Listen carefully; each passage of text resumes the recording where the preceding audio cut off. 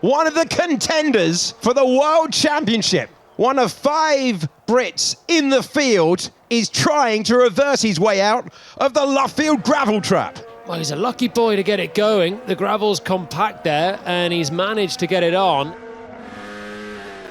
That is very, very strange. So it looked like a push. Yep, that car has been driven in to the gravel.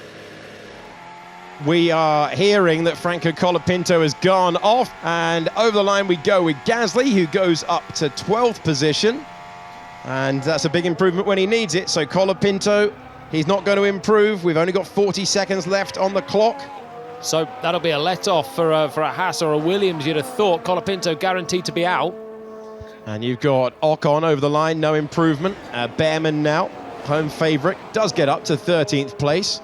Valtteri Bottas, Sector 1, Sector 2. Good effort, Valtteri Bottas, in that updated Cadillac. He's got to 17th, not enough to climb out of the drop zone. Bortoletto was late to start a flying lap, but he is on one in an Audi that's pretty quick in the hands of Nico Hülkenberg. So Bortoletto should climb up. Sainz is pushing, and that means Esteban Ocon is not safe yet in 15th. Checkered flag is out on the main straight. Isaac Hadjar's going to top the session. Liam Lawson with the fastest first sector of anyone so far. They were battling early on. Only a warning for Liam Lawson earlier on. Sainz gets himself up to 13th. Ocon will be waiting to hear what Bortoletto can do.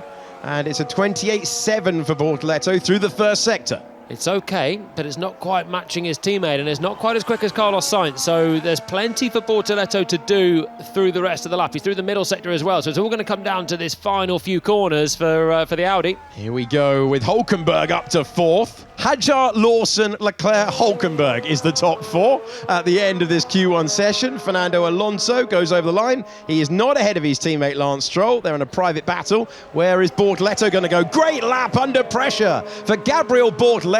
Delivers, gets through by 0.4 of a second. Margin in the end. Sergio Perez improves his time, but not his position.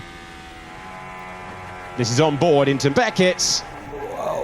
That is a very high-speed journey, and luckily for him, it was in the middle of Beckett's. I'm going to put that down to suddenly a gust of wind. It's Ocon, Bottas, Colapinto with the spin, and then Perez, Stroll, and Alonso out.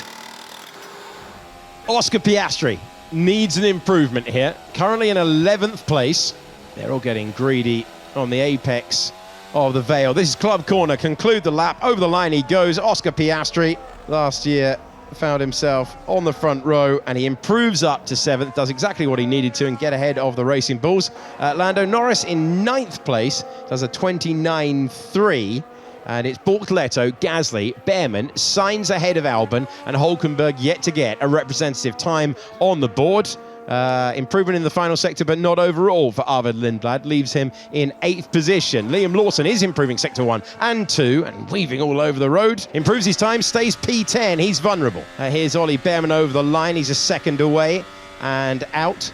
And then we have Sainz on pole in the past around here, doesn't have the equipment this year, he's in 14th. Hülkenberg is out there, but it's not working. Oh, Bortoletto! Bortoletto did find a huge amount of time, but misses out by 0.03 of a second. Albon over the line in 15th position, and Antonelli is going very, very quickly with the checkered flag out. Yeah, just a little margin slower in the middle sector, but this looks like it's got the potential to be quickest overall. And he does find the fastest time by 1/10 of a second. Hülkenberg went over the line in P12. And so Liam Lawson's biggest threat was looking like Bortoletto. Gasly has made Q3 a habit this year, but he can't get there and he improves up to 12th position. Well, it was Antonelli who was top of the pile, but heading out, Bortoletto, Gasly, Hülkenberg, Behrman, and the Williams pair of Sainz and Albon. The rotation past all of these fans, and that's great to see the support for all in the field. So he comes over the line, and it's a 29.2 for him. It's the Ferraris versus the Mercedes that should be our pole contenders. And there you go, Charles Leclerc through the middle sector, and he's a long way up on Piastri's fairly ordinary benchmark. Lando Norris goes over the line, and he is behind his teammate, turning into a tough qualifying hour for the McLarens. Verstappen last year left it late, and he goes 0.08 clear So here come the Scarlet Cars, 27 times in Formula One. Charles Leclerc's been on pole position, and he is provisionally there at the moment. But Hamilton has been inspired this weekend. Can he do it again? He can, by 200ths of a second. Now it's time to welcome Isaac Hadjar back to this fight, and then we'll see what the Mercedes can do. Hadjar goes ahead of Verstappen still, and now the championship leader, 19-year-old Kimi Antonelli. He's ahead by 0.2 of a second. Can George Russell go with him? He's nearest contender in the World Championship. He can go with him as well, and he's only 900ths behind. Antonelli is a minute in to his final lap in Q3. He's improving again. It's gone up from 500ths to 700ths. He's trying to incrementally chip away at his benchmark before and force George Russell to improve by 0.2 of a second. Last couple of corners. Yep, can he spot the braking? Yes, he can. Let's look for stability on the rear on power as he comes out into the final corner. Is it going to be an improvement for Antonelli? It is. What a final sector. He improves by 0.2 of a second. It's going to have to be something really special to deny the championship leader. Norris improves up to 6. Charles Leclerc has the fastest first sector of anyone so far. Decent first sector for Lewis Hamilton as well. Ferrari are not out of this one yet. Arvid Lindblad at his first British Grand Prix improves his time. He's currently ahead of his experienced teammate Liam Lawson. Here's Oscar Piastri, who's been hanging on to that McLaren. He comes over the line and he goes up to 7th place.